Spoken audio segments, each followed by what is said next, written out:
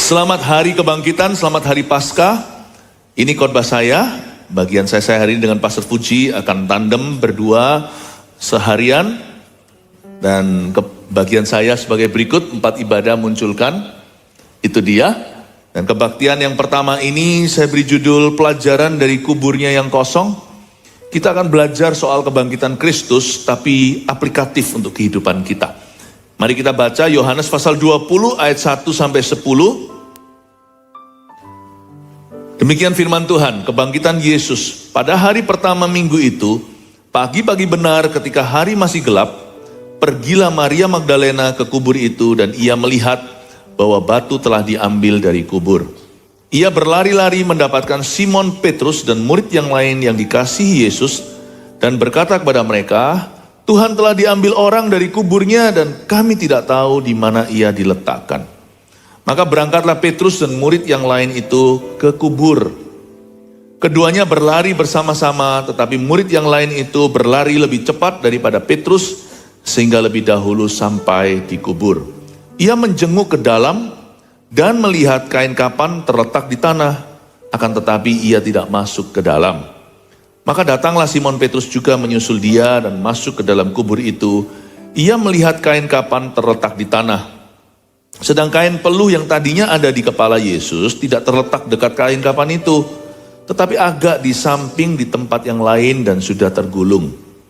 Maka masuklah juga murid yang lain yang lebih dahulu sampai di kubur itu, dan ia melihatnya dan percaya. Sebab selama itu mereka belum mengerti isi kitab suci yang mengatakan bahwa ia harus bangkit dari antara orang mati. Lalu pulanglah kedua murid itu ke rumah. Ada beberapa pelajaran berharga yang kita bisa petik dari cerita kuburnya yang kosong hari itu. Murid-murid Yesus dimulai dengan beberapa wanita yang datang ke kuburan. Mereka semua kecele, tidak menemukan yang mereka cari hari itu. Karena Yesus memang sudah memperingatkan dari dulu-dulu dari sono-sononya. Kalau dia akan bangkit pada hari ketiga. Do you know that your Jesus, Yesusmu dan Yesusku itu selalu tepat janji? Orang bilang dia mungkin terlambat atau kenapa ya Tuhan Yesus berlamban-lamban menjawab doaku. Tidak, semua indah pada waktunya. Tuhan itu punya set waktu sendiri. Waktumu bukan waktuku, jalanmu bukan jalanku. Yang pasti waktuku itu yang the best for you. Jalanku lebih tinggi daripada jalanmu. Yesus bangkit pada hari ketiga. Kenapa bukan hari kedua? Nggak tahu. Kenapa nggak langsung bangkit aja setelah sejam mati? Yesus matinya itu hari Jumat. Jumat Agung kemarin kita rayakan. Pukul 3 tepatnya, 3 sore gempa bumi. Dia mati. Kenapa nggak pukul 4 aja? Allah dalam hikmatnya jangan diselami. God is wise enough to know when is the right time for you and me. Waktu terbaik untuk Anda dan saya itu Tuhan yang tahu. Bahkan ketika seolah-olah Tuhan terlambat datang, 4 hari Lazarus sudah mulai bau, dia meninggal dunia. Harusnya kan Yesus datang bisa mencegah dia dari kematian. Tapi siapa sangka ternyata justru itu mendatangkan kemuliaan lebih besar. Yang Anda katakan too late atau telat sudah itu bisa jadi kesempatan Allah bekerja menunjukkan kemuliaan yang tidak Anda duga. Pelajaran dari kuburnya kosong hari ini mari kita telusuri ayat 1. Pada hari pertama minggu itu, stop. Ini kejadiannya on a Sunday morning.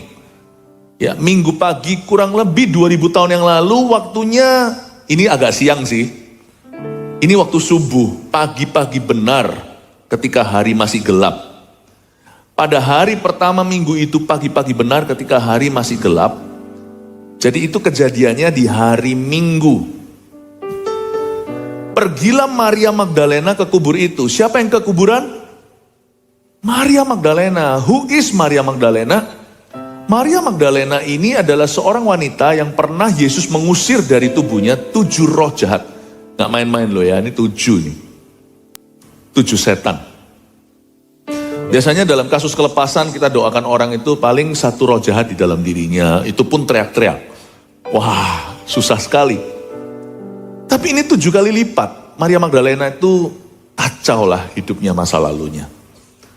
Tapi tahukah Anda bahwa saksi pertama kebangkitan Yesus itu seorang wanita? Di zaman ketika perempuan belum emansipasi, dan wanita tidak dianggap sama sekali, sungguhan. Kalau Anda baca Bukan Alkitab itu diskriminasi, tetapi Alkitab itu sangat jujur dengan custom atau kebudayaan saat itu. 5.000 orang laki-laki makan. Padahal kalau dihitung perempuan dan anak-anak, Yesus memecahkan roti itu untuk 20 ribuan. Saya pernah lihat lembahnya itu, atau bukitnya itu, tempat Yesus memecah-mecahkan roti itu di Israel. Cukup besar. Kenapa kok Tuhan memilih seorang perempuan untuk menjadi saksi perdananya? Kalau Anda merasa dirimu lemah, tak berdaya, tidak layak, inilah kabar baiknya. Isn't the gospel good news? Bukankah kabar baik, bukan namanya Injil itu adalah kabar baik? Kalau Anda merasa outcast atau merasa di sekolah Anda dibully, ya kan? Mungkin juga ada tanda lahirnya di pipinya, nunggu saatnya suatu hari aku mau get rid of this, mau hilangkan ini di Korea. Boleh iya, boleh enggak, itu enggak pengaruh sih. Enggak pengaruh, enggak ngaruh kekasih Yesus atas hidupmu dan rencananya. Nanti lihat ya, yang ada tanda lahir di wajahnya itu nanti, ini perempuan maksud saya, suaminya lebih ganteng daripada yang mulus-mulus pipi. Enggak tentu sih, nasibmu enggak bergantung itu. Maksud saya kalau Anda merasa Anda disisihkan, Anda merasa dinomor duakan, papa mama lebih cinta kokoku, mama papa lebih cinta abangku. Saya beritahu ya, asal Anda tidak kepahitan ya. Kalau Anda menganggap kasih Yesus cukup bagimu, Anda nanti akan lihat ya, Anda akan jadi yang perdana dan pertama dalam segala pemilihan Allah dalam hidupmu. Belajar dari Maria Magdalena, ternyata masa lalu yang buruk, yang kacau balau itu tidak menjadi rintangan atau mendiskualifikasi dirinya agar menjadi saksi pertama yang Allah pilih.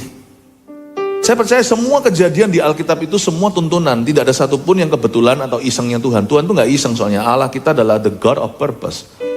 Tuhan yang penuh dengan tujuan. When God chooses someone, He chooses that one. Waktu Tuhan memilih seseorang, ya itu orang yang Dia pilih. Gak ada yang namanya, ups iya ya. Kok gak terpikirkan. Allah kita memikirkan segala sesuatu. Dia membentangkan langit dengan hikmat. Dan bumi Dia tata dengan bijaksana. Tuhan itu tidak pernah salah. Dia memilih Maria Magdalena. Mungkin masa lalumu itu narkoba. Anda bukan hanya pengguna, tapi juga pengedar pula. Tapi tidak bisa menutup kemungkinan bahwa kalau Anda bertobat sungguh-sungguh hari ini, memberi dirimu dibaptis seperti yang Tuhan suruh, lalu habis itu dimuridkan, jadikan semua bangsa muridku. Anda bisa menjadi orang yang hebat loh di tangan Tuhan. Tapi kesalahan gereja adalah orang baru bertobat langsung dikasih mimbar, suruh kesaksian kiri kanan karena sensasional. Karena dia mungkin someone, seseorang yang sangat-sangat dipandang oleh masyarakat. GMS tidak melakukan itu. Karena orang bertobat itu harus disimpan. Sampai dia berbuah. Sampai dia teruji dengan waktu. Supaya jangan dia menjadi Lucifer berikutnya yang jatuh karena kesombongan. Yang saya maksudkan bertobat itu bukan berarti bertobat dan menjadi saksi itu bukan berarti kesaksian di mimbar, tapi menjadi saksi di hidupmu. Menjadi saksi yang real, yang nyata. Buah-buahmu itu sungguhan. Dan orang yang merasakan itu bukanlah pemirsa. Yang pertama mendapat berkat bukan penonton. Yang pertama-tama diberkati adalah orang-orang yang mengenalmu. Orang-orang yang mengenalmu dari dekat. Orang-orang yang ada di dalam kehidupan Anda, di rumah Anda, tempat kerja. Mereka yang sudah melihat Anda dari dulu. Orang-orang itu yang pertama-tama yang harus Anda, kepada siapa Anda harus bersaksi. Saya ingin Anda untuk mengerti satu poin ini bahwa kalau Anda kacau balau, kalau hidup kita itu sekarang hancur-hancuran, tetap punya pengharapan. Selama kita datang ke Yesus, maka yang namanya periuk yang rusak itu bisa dibentuk oleh Tuhan menjadi bejana yang baru. Cuman jangan terburu-buru, jangan cari konten, jangan supaya dilihat orang seperti orang Farisi dan ahli Taurat. Kalau bertobat bukan sembunyi-sembunyi juga, Anda harus terang-terangan. Tetapi menjadi kesaksian itu dalam keseharian. Bukan di atas panggung, bukan di atas mimbar. Goalnya bukan menjadi publik figur, Tapi goalnya menjadi murid betul. Kalau Anda melakukan itu dengan sabar, hidupmu bukan hanya berubah, Tuhan akan mengubah hidupmu yang hancur itu menjadi luar biasa seperti Maria Magdalena. 7 setan loh di dalam dia. Tapi dalam sejarah dan dalam Injil, dia orang ke-1 yang melihat Yesus bangkit. Bayangin itu. Orang ke-1 itu gak main-main, itu pilihan. Yang pertama kali naik ke bulan itu siapa? Bukan terang bulan. Yang pertama naik ke bulan itu Neil Armstrong, betul? Betul ya? Yang pertama menemukan bola lampu siapa? Edison. Yang pertama kali buat pesawat siapa?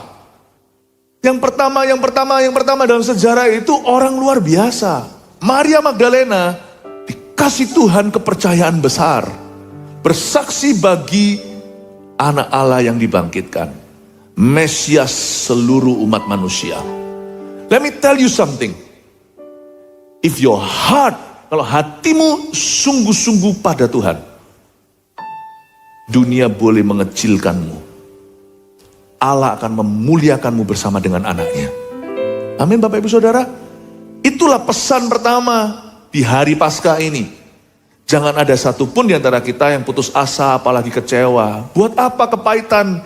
Buat apa susah? Seperti lagu zaman saya kecil, buat apa susah? Susah itu tidak ada gunanya. Bergembiralah karena Tuhan, maka Tuhan akan memberikan apa yang diinginkan oleh hatimu. Belajar dari Maria Magdalena. Kalau Tuhan memilih seorang santo atau santa, seorang yang luar biasa, yang salehnya, ampun-ampun deh.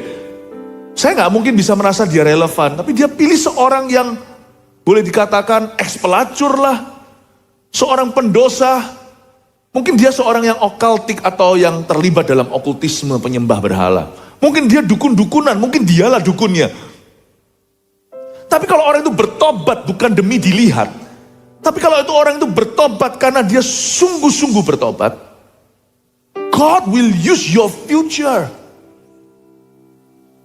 Mungkin masa lalu itu bukanlah masa lalu bagi dirimu. Mungkin masa lalu yang saya maksudkan itu masa kinimu sekarang di dalam gereja. Yang datang bukan hanya orang-orang yang benar. Yang datang ke gereja itu juga adalah orang-orang yang salah. Gereja sebelum disebut sebagai rumah sembuh, gereja itu juga adalah rumah sakit. Yang datang sini pasien-pasien. Mungkin yang datang di sini sekarang masih pengguna barang-barang terlarang. Mungkin di sini masih ada pezina, mungkin di sini masih ada pendusta, masih ada koruptor yang hadir di tengah-tengah jemaat. Anda harus terbuka. Orang berdosa datang ke gereja, ke rumah Tuhan untuk mencari keselamatan, untuk mencari jalan. Dan listen to me, dengarkan pesan di hari Paskah, hari kebangkitan. Masa kinimu yang bobrok itu segera akan menjadi masa lalu yang bisa kau saksikan. Sebab kalau Anda bertobat dan serahkan hidupmu di altarnya hari ini dan pagi hari ini, sesuatu akan terjadi. Masa kinimu yang gak keruan itu akan segera menjadi masa lalu kesaksianmu. Masa depanmu penuh dengan pengharapan karena Allah punya rancangan damai sejahtera bukan kecelakaan. Memberikan padamu hari esok full of hope, penuh dengan harapan untuk pemakaian Tuhan. Yang percaya kasih tepuk tangan untuk Tuhan Yesus. Selesai dengan Maria Magdalena, lanjutkan ke ayat 2. Ia berlari-lari, ini Maria, mendapatkan Simon Petrus dan murid yang lain yang dikasih Yesus. Siapakah murid yang lain yang dikasih Yesus? Ya, the author of this gospel lah. Ya, penulis Injil ini yaitu Yohanes, saking rendah hatinya ya. Yohanes itu seperti gurunya. Dia disebut sebagai rasul kasih. Dia lemah lembut dan rendah hati. Makanya orang yang begini, sebut namanya aja di biografi Tuhan Yesus ini, dia sungkan. Dia hanya sebut murid yang dikasihi Yesus. Dia lebih suka bermegah dalam kasih Tuhan daripada siapa dirinya, pencapaian, achievementnya. Beda banget dengan orang-orang zaman ini, apalagi yang tinggal di metropolitan. Status hidup atau identitasnya itu tergantung kendaraan yang dia pakai, baju dan brandnya. Banyak orang hari ini tuh lebih merasa berharga dengan karena apa yang dia punya. Pencapaiannya, gelarnya, berapa duit dia punya di banknya, dia tuh siapa. Yohanes gak sebut namanya. Bahkan sebut nama sendiri pun sungkan. Dia hanya bilang, akulah murid yang dikasih Yesus. Kalau bangga soal ini sih gak apa-apa sih. Aku bangga Tuhan sayang sama aku. Kamu gak usah iri, Tuhan cinta aku kok. Kenapa kamu ngomel? Udah gitu aja, ini anak kayak anak kecil sekali. Saya suka sekali Yohanes, dia menyebut dirinya dalam seluruh story ini murid yang dikasihi. Bahkan kalau kita nggak dengan jeli teliti memikirkan, mungkin juga nggak terpikirkan kalau orang biasanya baca Alkitab asal-asalan. Ia berlari mendapat Simon, kita tahu itu Maria, Simon Petrus dan murid lain yang dikasihi Yesus. Who is this guy? We rarely ask. Bahkan kita pun nggak terpikirkan untuk bertanya siapa sesungguhnya dirinya. Ia berlari-lari mendapatkan Simon Petrus dan murid yang lain yang dikasihi Yesus dan berkata kepada mereka. Jadi Maria Magdalena lari-lari ketemu sama Simon Petrus karena Simon Petrus itu memang ketua kelasnya. Dan bertemu dengan satu murid yang lain yang sekarang kita tahu itu adalah Rasul Yohanes. Dan Maria Magdalena berkata kepada mereka, Tuhan telah diambil orang dari kuburnya. Histeris dia, Maria. Histeris ketika dia menemukan kuburnya kosong. Seorang yang paling berjasa di dalam hidupnya, mungkin kalau Yesus gak rescue, gak tolong dia, mungkin dia sudah bunuh diri, itu juru lebih jahat, itu pasti jahat sekali. Dia berkata, Tuhan telah diambil orang dari kuburnya. Teriak-teriak dia menangis. Dia laporkan kepada yang laki-laki, gimana pun perempuan perlu tempat, perlu shoulder to cry on, perlu pundak untuk dia bisa menangis dan bisa curahkan hatinya di sana. Dia cari Maria Magdalena mencari rasul-rasul, murid-murid Yesus yang laki-laki. Guys, the Lord is gone. The Master is no more. Guru nggak di situ. Guys. Dan kami tidak tahu di mana ia diletakkan. Tunggu dulu, kalau baca tidak boleh hanyalah lalu. Ayat 2 ini janggal. Pagi-pagi benar ayat 1, pergilah Maria Magdalena. Pergilah perempuan satu itu ke kuburan. Tapi cara dia ngomong ayat 2, Tuhan telah diambil orang dan kami tidak tahu di mana ia diletakkan. Gak lucu lah kalau kita datang, Mama kami lapar. Kami itu siapa nak? Maksudnya Meme lapar. Ya kamu bilang saya lapar lah, kami lapar itu kan perutmu 2. Saya suka sekali, Alkitab itu konsisten. Makanya itu kalau kita baca Alkitab, jangan boleh gini, Matius sudah aku baca, Markus mirip-mirip gak usah ya. Ayo yang gitu, siapa? Yohanes. Alkitab itu saling melengkapi. Satu berdiri dengan yang lainnya, tulisnya terpisah, kadang-kadang bentang tahunnya itu ratus atau ribu tahunan. Paling tidak puluhan tahun atau berapa tahun. Matius, Markus, Lukas, Yohanes itu kontemporeri. Artinya mereka itu kurang lebih sebaya sejaman. Tapi kalau bicara soal kitab Yohanes dengan kitab Kejadian, Keluaran, zaman Musa ya ribuan. Tapi kalau Anda baca, kami tidak tahu di mana ia diletakkan. Sedangkan dalam story ini, cut to the chase, langsung aja nggak pakai basa-basi. Yohanes langsung beritahu kejadian-kejadian itu seperti PowerPoint 1, 2, 3, 4. Kita nggak akan menyangka apa maksud kami di sini. Saya mau tunjukkan the consistency of the Bible, kekonsistenan Alkitab. Iseng aja ya, iseng ya. Saya nggak usah dibuka Markus 16 ayat 1 kejadian yang mirip ini, paralelnya kejadian ini. Tapi menurut seorang anak muda namanya Yohanes Markus kemenakan Barnabas, bunyinya begini, nggak usah dibuka. Setelah lewat hari Sabat, Maria Magdalena dan Maria ibu Yakobus serta Salome memberi rempah-rempah untuk pergi ke kubur dan meminyaki Yesus. Ternyata betul, Yohanes punya laporan dengan Markus sama. Cuma Yohanes tidak menyinggung wanita lain yakni Maria ibu Yakobus, Salome nggak disebut sama dia. Tetapi di kitab Yohanes nggak disebut, di Markus dicantumkan di sana. Berarti yang datang ke kuburan hari itu bukan cuma Maria Magdalena, tapi ada Maria ibu Yakobus dan ada Salome. Salome itu versi perempuannya Salomo. Ya, kalau laki-laki itu Antonite, kalau nama perempuan nama laki sama perempuan Kalau mirip itu gimana? Kalau misalnya,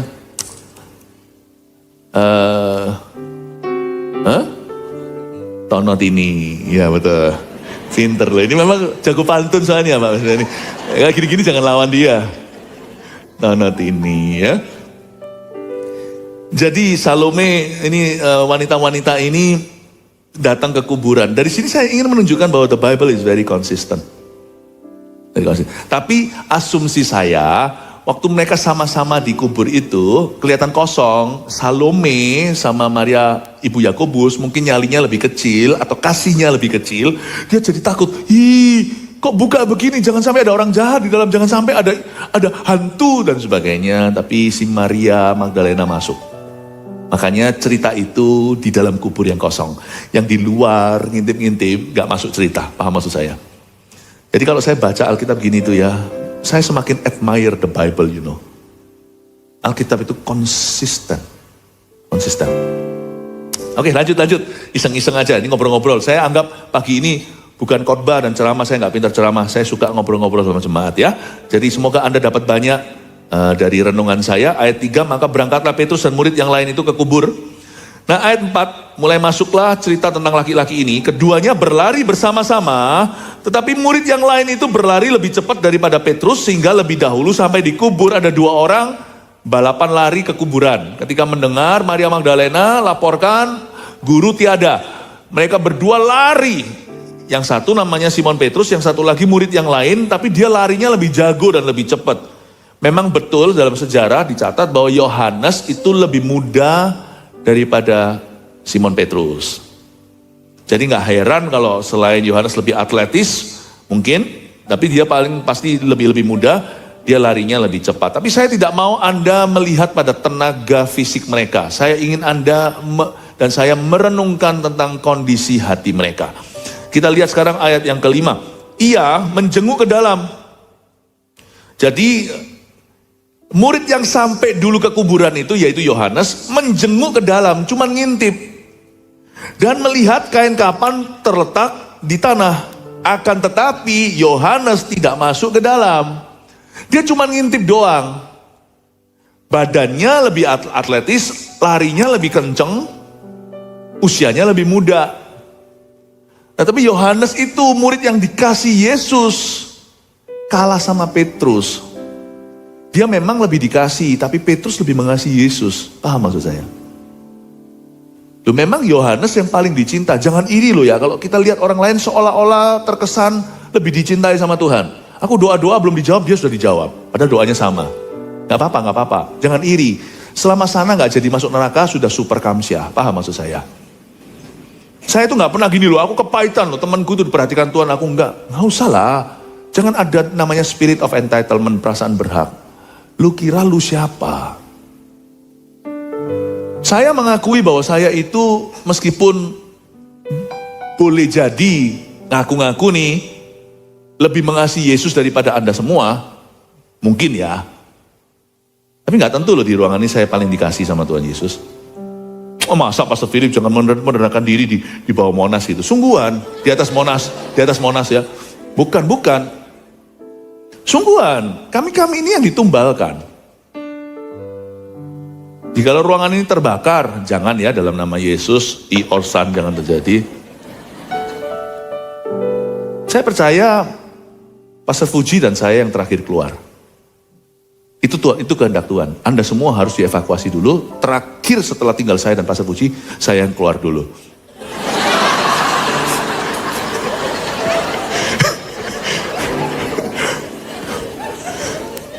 Yang di rooftop ya, Pastor Yohanes, Pastor Yu yang keluar dulu, yang tinggal, saya keluar dulu. Minta tolong maksudnya, saya masuk lagi tolong Anda. Enggak, saya yang pasti terakhir. Saya ingin Anda tahu bahwa orang mengasihi Yesus itu pilihan hatinya. Bukan karena dia merasa paling dikasih, bukan. Makanya Yesus waktu menyerahkan kunci, dia tidak serahkan kunci kerajaan sorga ke tangan murid yang paling dikasihinya. Tapi murid yang paling terbeban itu dia. Makanya Yesus tanya dulu kan sama murid itu. apakah kamu mengasihi aku lebih dari semua ini? Termasuk Yohanes ditunjuk. Iya Tuhan. 3 kali sampai nangis dia seperti anak kecil. Gembalakanlah domba-dombaku. Tuhan tidak serahkan kunci utama penggembalaan ke tangan seorang yang paling dia kasihi, tapi seorang yang dia tahu dari antara semua saudara-saudaranya sifatnya paling kokoh ini. Meskipun nggak tentu dia paling tua, karena kokohnya Petrus itu Andreas, itu murid Yesus juga. Tuhan serahkan ke tangan orang yang dia tahu orang ini berani mati untuk dia, berani mati untuk jemaat. Gembalakan domba-dombaku. You don't think that the place of privilege in life, bahwa tempat yang paling istimewa di hidup ini adalah tempat yang paling istimewa di hidup ini adalah untuk orang yang paling dikasihi Yesus. Tempat paling istimewa dalam pelayanan adalah orang yang paling mengasihi Yesus. Tapi kita nggak boleh sok-sokan, aku mengasihi Yesus lebih hebat dari kamu, motivasinya salah. Karena kita bisa mengasihi itu akibat kita terlebih dahulu dikasih, melayani lebih sungguh. Tuhan lebih dulu melayani kepadaku, mengasihi lebih sungguh. Tapi how much do you love Jesus is your choice, you see. Seberapa kali kita ini mencintai Tuhan itu pilihan. Si Yohanes di sana ngintip-ngintip doang. Kalau andai kata seorang istri ditinggal mati oleh suaminya, dan suaminya itu sangat cinta sama dia, dan istri itu tidak kalah cintanya. Bisa-bisa loh ya di kuburan kalau nggak ditarik sama anaknya, itu yang namanya kuburan yang sudah ada tanahnya di situ, dicakar-cakar sama istri dia mau masuk ke situ. Padahal nggak logis, nggak logis. Berdiri cakar-cakar nggak ada bedanya buat yang sudah mati. Tapi ada orang yang berkata, aku mau masuk di dalam situ, aku mau bersama dengan papamu. Itu Petrus. Karena Petrus jeblus langsung masuk. Yohanes masih di situ. Dan kubur itu lubangnya nggak besar. Malah justru kalau orang agak tinggi dia harus menunduk. Nggak pernah ditulis di Alkitab. Karena Petrus itu dari lari. Kan nggak mungkin gitu. Dan dia pasti nyenggol Yohanes yang berada di situ menghalangi di pintu. Itu pasti ada terjadi senggolan. Apakah Petrus kejeduk kepalanya? Gua nggak tahu. Dia masuk ke sana, dia nggak pedulikan dan hiraukan dirinya dan hiraukan temannya. Dia senggol aja tuh Yohanes. Dia masuk ke dalam. Karena Alkitab mengatakan di ayat yang ke-6, maka datanglah Simon Petrus juga menyusul dia dan masuk ke dalam kubur. Dia nggak pakai intip-intip segala, dan ia melihat kain kapan terletak di tanah. You see why God chose Peter? Because of his love. Dalam pelayanan itu nggak usah lah kita tuh mikirkan hakku apa. Kalau orang melayani itu harus mati terhadap diri sendiri. Di rumah juga sama, nggak usah lah kita terlalu memperbincangkan siapa yang paling disayang di antara beberapa anak, jika anaknya ada beberapa. Nggak masalah. Yang penting ya, Anda sungguh-sungguh mengasihi dulu. Kalau semuanya Anda dipercayakan sesuatu oleh orang tua, di sini saya lihat juga ada anak-anak muda. Siapa bilang kalau pukul 7 pagi itu nggak ada orang-orang mudanya? Oh malah justru di gereja kita itu banyak anak-anak muda yang sregep dan rajin. Kalau anak-anak muda di sini dengarkan baik-baik. Kalau orang tua memberimu tanggung jawab, orang tua dulu, orang tua kandung Anda atau yang mengasuh Anda. Kalau Anda dikasih 2 tanggung jawab, jangan di courting. 2 tanggung jawab, do beyond your expected. Lakukan melebihi ekspektasi. Jangan perlu diingatkan 2 kali, 3 kali, lakukan sisanya. Itu menandakan bahwa bukan tanggung jawabmu yang cacat celah, kasihmu yang cacat celah. Makanya bahasa Indonesia itu bagusnya luar biasa. Saya bangga-banggain secara internasional. Waktu saya pelayanan di mana-mana saya bilang, bahasa Indonesia itu luar biasa. Contohnya aja, bandingkan bahasa Chinese ya. Yang namanya hati-hati itu dalam bahasa Chinese-nya xiaoxin. Xiao itu kecil, sin itu hatinya kecil.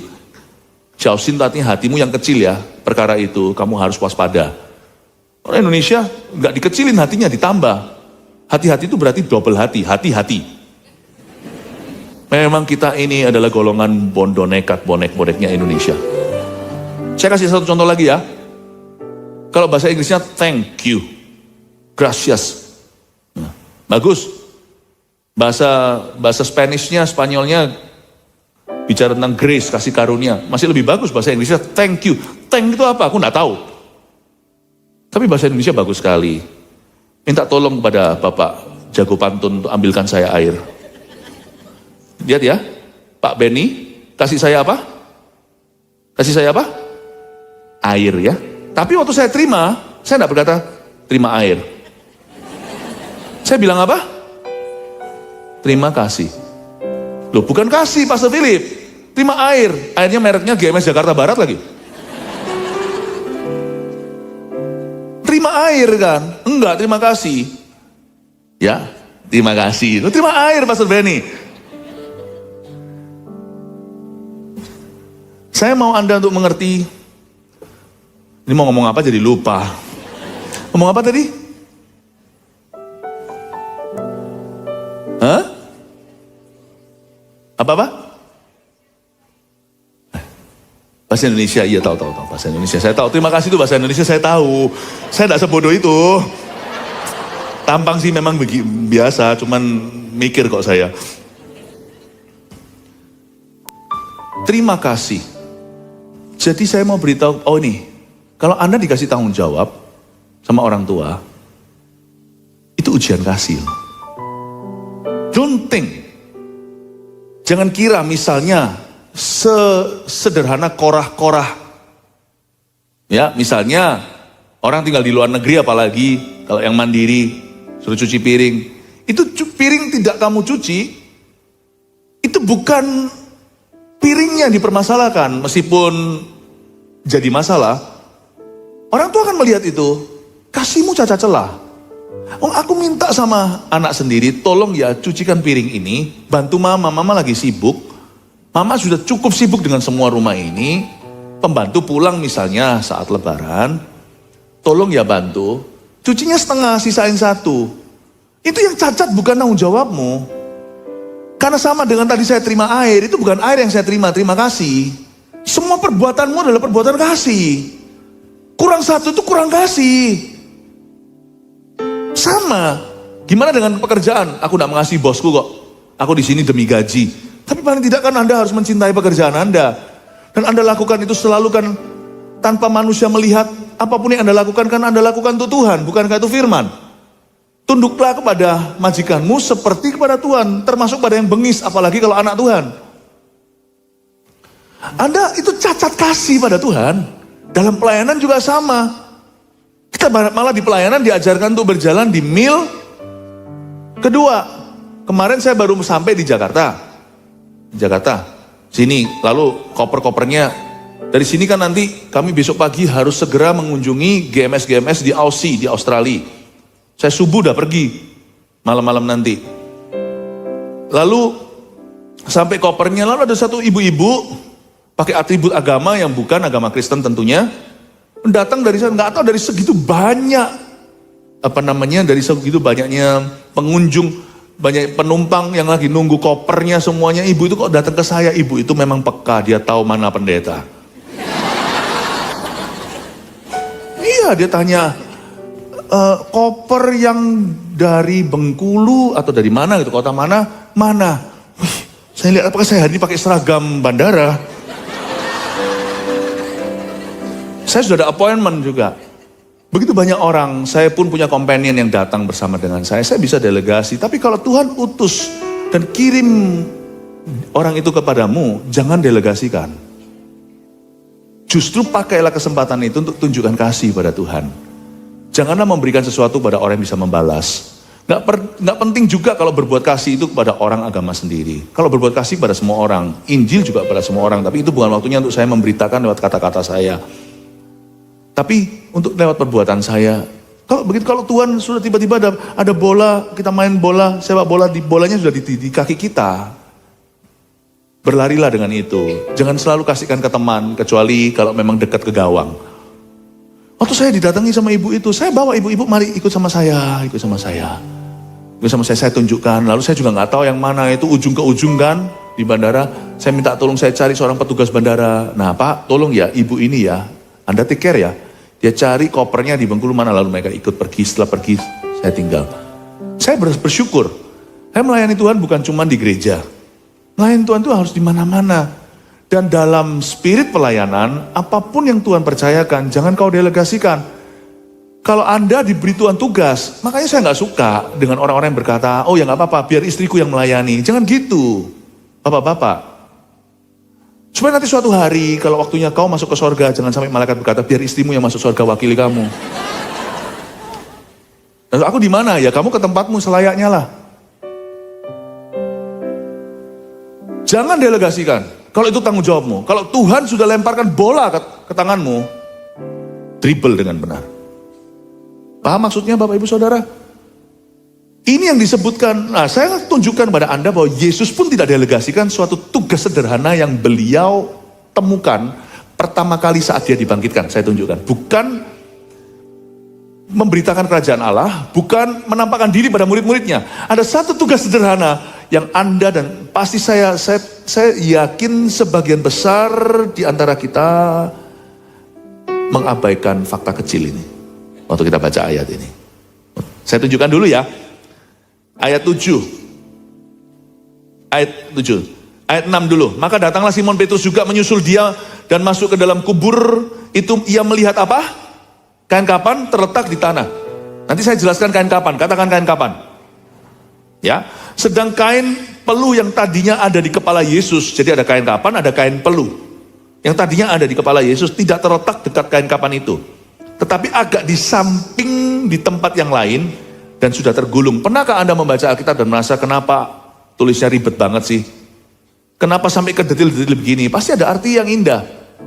Kain kapan ada di sana di tanah, tapi kain peluhnya tidak di dekat kain kapan, tapi agak di samping di tempat yang lain sudah tergulung.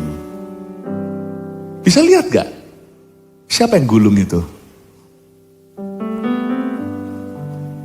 Waktu Yesus bangun, itu bangunnya pun ajaib. Kalau Anda tahu kain kapan, katakan kain kapan. Kain kapan itu seperti mumi ya. Muminya orang Mesir itu loh. Jadi seperti kepompong dan itu menjadi kaku. Siapa di sini pernah digips? Gipsnya itu kaku. Jadi kalau mau buka, dia harus disobek atau harus dipotong. Sedangkan kalau Anda lihat kain kapan itu terletak di tanah, berarti Yesus punya badan itu seolah-olah menguap keluar dari sana. Karena kain kapan itu masih ada di tanah dalam kondisi yang sama. Tidak terkoyakkan. Jadi kebangkitan Tuhan itu supranatural. Seperti nanti kebangkitan tubuh kita suatu hari, atau kalau kita nggak mati Tuhan datang di awan-awan, dengan tiupan sangkakala dalam sekejap mata kata Tesalonika, kita akan diubahkan. Nah kain kapan itu Yesus itu seperti itu, tapi yang saya ingin Anda perhatikan bukan kain kapannya, karena itu kejadian dari sisi Allah Bapa. Allah Roh Kudus yang membangkitkan tubuh Yesus yang terdiri dari daging dan darah awalnya, namun tanpa dosa, lahir dari seorang perawan kan, jadi ikuti 9 bulan kehamilan, itu tiba-tiba berubah menjadi tubuh kemuliaan, seperti menguap keluar dari kain kapan. Tapi yang saya ingin Anda lihat adalah bahkan kain yang mengelap peluhnya tadi itu sudah tergulung dengan rapi. Waktu Yesus bangun, Yesus lipat ranjangnya. Aduh, terharu saya. Lo tahu gak kenapa saya itu ngikut Yesus? Gak ada guru kayak gini. Gak ada Tuhan seperti ini. Saya terharu loh. Dia gulung sendiri. Saya naik pesawat suatu hari, pergi kemana dan isi pesawat itu sebelah kiri kanan saya banyak orang Jepang. Nah disinilah perbedaannya. Nah saya mau jadi orang Indonesia yang beda. Kan dikasih selimut, ini perjalanan agak panjang. Setengah lah, bukan middle haul, gak terlalu long haul. Mendarat di Jepang, itu saya pelayanan di Jepang, saya lupa. Ya, jadi berapa jam ya dari Surabaya. Lalu habis itu, sampai mendarat, gitu. Itu orang-orang Jepang lipetin itu selimutnya. Diselipatin gitu. Saya mikir, liao dalam bahasa Chinese-nya, nganggur apa? Ngapain lu lipetin? Nanti toh juga akan dibersihin. Dilipetin, tekuk seperti itu, dimasukkan. Kalau kita, udah seperti brokoli, sayur mayur, seperti karedok, ya. Wah seperti gado-gado gitu, wah taruh lebar, kalau bisa lempar di kepalanya passenger yang lainnya. Letakkan tangan diinjak-injak. Emang yang siapa suruh tiket mahal? Kita mau check out ya kan? Mau check out dari hotel. Wah, habis-habisan tuh toilet seperti kapal pecah. Orang Jepang kok beda ya? Orang yang gak punya Tuhan loh. Banyak orang Jepang itu ateis. Bisa ngerti rapi. Yesus itu lebih dari itu. Saya belajar banyak dari istri saya. Bangun tidur selalu ajari anak-anaknya. Kalau saya dulu, kan saya dari kecil sudah tinggal di luar negeri. Sendiri. Jadi apa susahnya jadi orang bujangan? Ya gitulah. Mobil saya itu seperti Titanic. Di dalam itu ada kalengnya Coca-Cola, ada yang macam-macam sudah di belakang situ. Terus jadi mobil saya itu seperti rimba dulu. Tapi saya menikah dengan istri yang begitu rapi. Saya bersyukur. Bangun tidur sekalipun di hotel, meskipun nanti akan diservis tuh kamar, tetap istri saya akan rapikan ranjang. Pernah sekali dulu waktu baru menikah saya tanya, yang sayangku, saya bilang, kenapa? Honey, why? Kenapa kamu lakukan itu? Toh nanti itu kan diganti semuanya. Saya tahu, tapi ini aku. This is me. That's very good. This is me. Harusnya bahkan room service pun dapat kesaksian bahwa yang tinggal di kamar ini atau pernah tinggal di kamar ini orang Kristen atau bukan.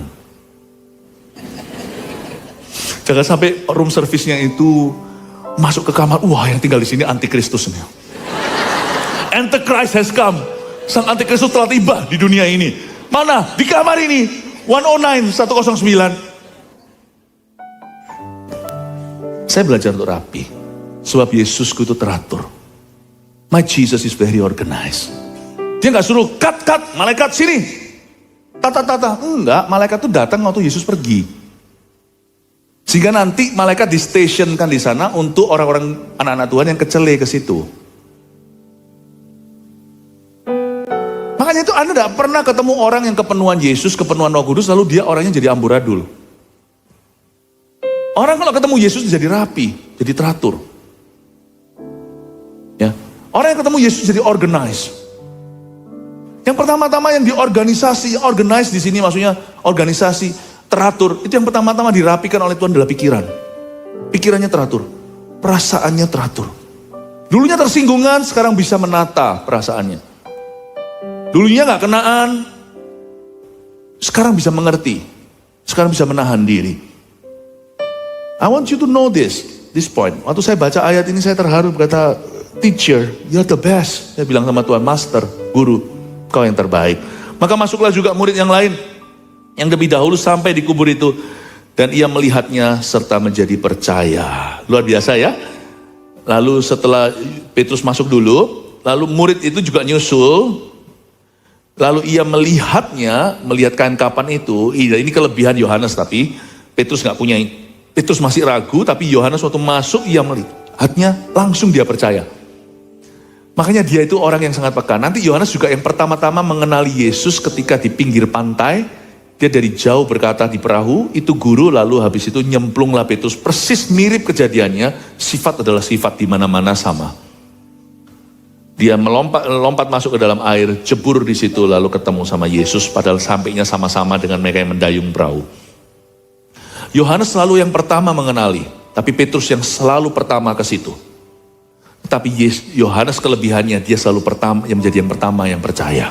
Dia melihat dan langsung percaya. Nggak perlu banyak proof. Coba lihat ayat 9. Sebab selama itu mereka belum mengerti isi kitab suci yang mengatakan bahwa ia harus bangkit dari antara orang mati.